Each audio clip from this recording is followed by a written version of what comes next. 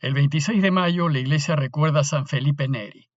Si desean información acerca de él, pueden entrar al aplicativo para celulares llamado Reflexiones del Evangelio. Y el jueves de la sexta semana de Pascua, el Evangelio que toca es el de Juan 16, 16 al 20. En aquel tiempo dijo Jesús a sus discípulos: Dentro de poco ya no me verán, pero un poco más tarde me volverán a ver. Comentaron entonces algunos discípulos: ¿Qué significa eso de dentro de poco ya no me verán, pero un poco más tarde me volverán a ver? ¿Y eso de me voy con el Padre? Y se preguntaban: ¿qué significa ese poco? No entendemos lo que dice.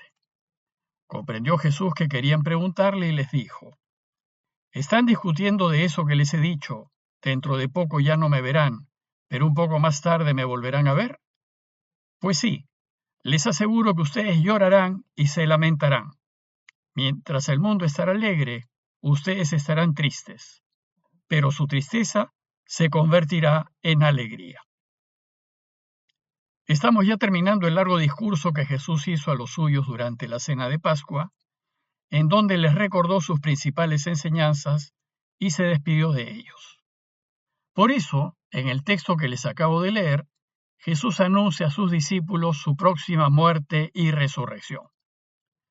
Su anuncio lo hace usando el verbo ver, pero todo lo dice veladamente.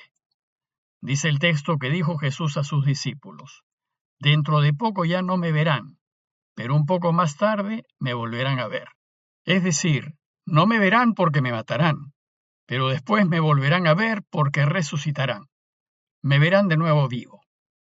Pero ellos evidentemente no lo entendieron. Lo de su muerte era ciertamente predecible. Según Juan, Jesús solía visitar Jerusalén para participar de algunas de las principales fiestas religiosas judías. Y cada vez que la visitaba, siempre se engarzaba en discusiones con las autoridades judías que reprochaban su proceder, porque según ellos, Jesús no respetaba la ley de Moisés. Y así, a lo largo del tiempo, la presión contra Jesús en Jerusalén fue creciendo, y las amenazas se fueron haciendo cada vez más fuertes. Lo cierto es que las controversias y amenazas de muerte caracterizaron la vida pública de Jesús.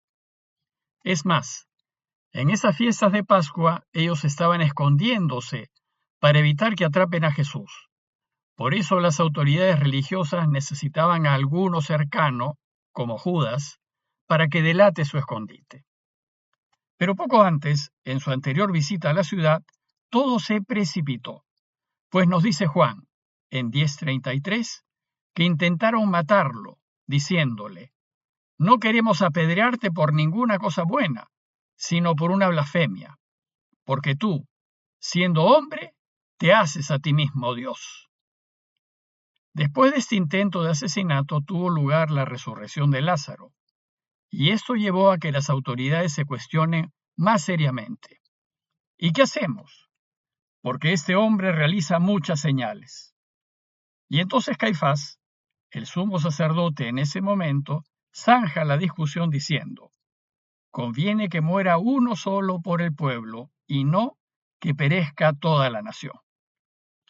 Luego nos dice Juan que desde ese día las autoridades judías decidieron darle muerte. Por eso Jesús no andaba ya en público entre los judíos. Jesús pues sabía que los jefes habían decidido su muerte, y lo sabían también sus discípulos. Por eso se andaban escondiendo y él ya no aparecía en público. Pero esa situación no podía durar mucho, y era predecible que en cualquier momento atrapasen a Jesús. Por eso es de suponer que a los suyos no les haya extrañado que Jesús dijese: Dentro de poco ya no me verán. Pero lo que no podían entender era eso de: pero un poco más tarde me volverán a ver. Nosotros ya sabemos que eso de me volverán a ver apunta ciertamente a su resurrección. Pero como ya comentamos anteriormente, la posibilidad de volver a la vida era algo inimaginable. Ni siquiera se les podía ocurrir, pues escapa absolutamente a toda comprensión. Era algo tan imposible que los discípulos ni siquiera lo consideraron. Por eso dice el texto, algunos discípulos se preguntaban entre sí, ¿y qué significa eso de dentro de poco ya no me verán, pero un poco más tarde me volverán a ver? Ya antes Jesús les había dicho, ahora me voy al que me envió, y ninguno de ustedes me pregunta, ¿a dónde vas? Por eso en esos momentos, y llenos de dudas, se preguntan, ¿y eso de me voy al Padre, qué querrá decir? Lo que queda claro a lo largo de todo el Evangelio de Juan es la total incomprensión de los discípulos. Siempre Juan nos los muestra no entendiendo nada, o nos presenta a Jesús diciendo una cosa y ellos entendiendo otra. Su incomprensión se resume en la siguiente pregunta que se hacen. ¿Qué significa ese poco? No entendemos lo que dice. Y así sucedió durante toda la vida pública de Jesús. Ellos no entendieron lo que les enseñaba el Señor. El magnetismo y el carisma que debió ejercer Jesús debió haber sido extraordinario, y seguirlo debió haber sido una apuesta a ciegas, más allá de la razón, pues era imposible no dejarse tocar por él. Pero de ahí a entender lo que decía, hay un abismo. El texto nos dice que Jesús comprendió que los suyos querían preguntarle algo. El desconcierto de los discípulos debió ser tan evidente que Jesús se los dice. ¿Están discutiendo de eso que les he dicho? Dentro de poco ya no me verán, pero un poco más tarde me volverán a ver. Entonces el Señor intenta hacer una aclaración. Pues sí, les dice, les aseguro que ustedes llorarán y se lamentarán mientras el mundo estará alegre. En otras palabras les dice, cuando muera, ustedes se quebrarán. Y así fue. Los discípulos estuvieron profundamente tristes, llorosos, abatidos y desolados, y con un dolor inmenso cuando vieron a Jesús muerto y colgado en la cruz. De otro lado dice el texto que el mundo estará alegre. Como vimos, la palabra mundo representa a todos aquellos que se rigen por aquella escala de valores que se funda en el egoísmo y en el interés personal.